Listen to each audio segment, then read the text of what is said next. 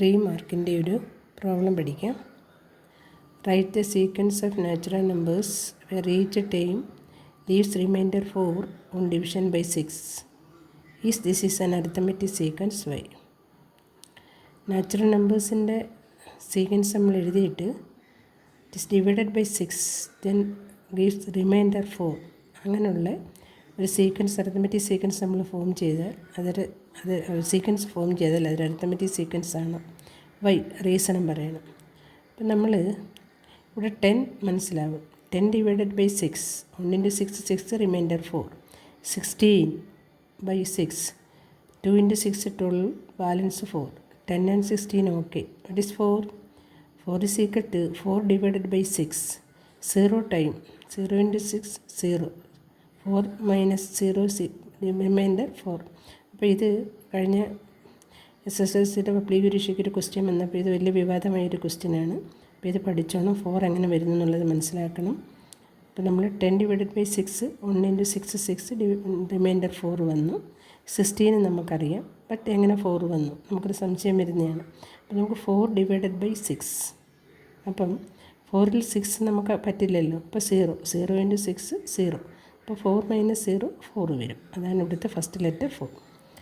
അപ്പോൾ ഇത് arithmetic sequence ആണോ എന്ന question. Yes, it is an arithmetic sequence. Why? Because common difference is 6. 4 + 6 10, 10 + 6 16 etcetera. അപ്പോൾ 3 മാർക്സിൻ്റെ ക്വസ്റ്റ്യനാണിത്. Important. Second question, right the sequence of remainders obtained by dividing the odd numbers by 10. This is an arithmetic sequence. Why? വളരെ പ്രധാനപ്പെട്ടൊരു ക്വസ്റ്റ്യനാണ്. നമുക്ക് odd numbers എഴുതണം. Odd numbers എന്ന് പറയുമ്പോൾ 1 3 5 7 9 11 13 അങ്ങനെ പോകും. അവിടെ നമ്മൾ ഡിവൈഡഡ് ബൈ 10 ആണ്. അപ്പം നമുക്ക് അരിത്തമെറ്റിക് സീക്വൻസ് ആണോ എന്ന ക്വസ്റ്റ്യൻ. അപ്പം നമുക്ക് കിട്ടുന്ന ആൻസർ 1 3 5 7 9 വീണ്ടും 1 3 5 വരും.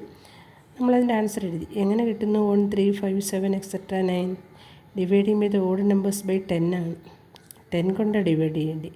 അപ്പോൾ 1 ഡിവൈഡഡ് ബൈ 10, നമ്മളിവിടെ 4 ഡിവൈഡഡ് ബൈ 6 എഴുതി വേണം. ഇവിടെ നമുക്ക് 1 divided by 10 അടങ്ങില്ല, 0 balance 1.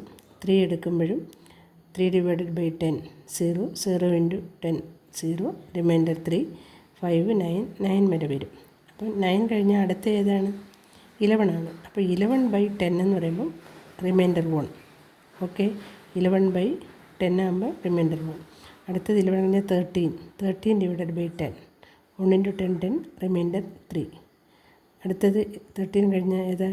15 by 10 1 into 10 10 reminder 15. അതുകൊണ്ടാണ് 1 3 5 9 വീണ്ടും 1 3 5 വരുന്നത്. അപ്പോൾ അവിടെ സംശയം വരരുത്. ഫസ്റ്റ് ഒന്ന് കാണിച്ചു തരാം. നമ്മൾ 1 ഡിവൈഡഡ് ബൈ 10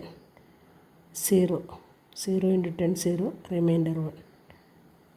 അതുപോലെ 3 ഡിവൈഡഡ് ബൈ 10 0 പ്രാവശ്യം 0 ഇൻറ്റു 10 0 റിമൈൻഡർ 3. അങ്ങനെ 9 വരെ വരുന്നു.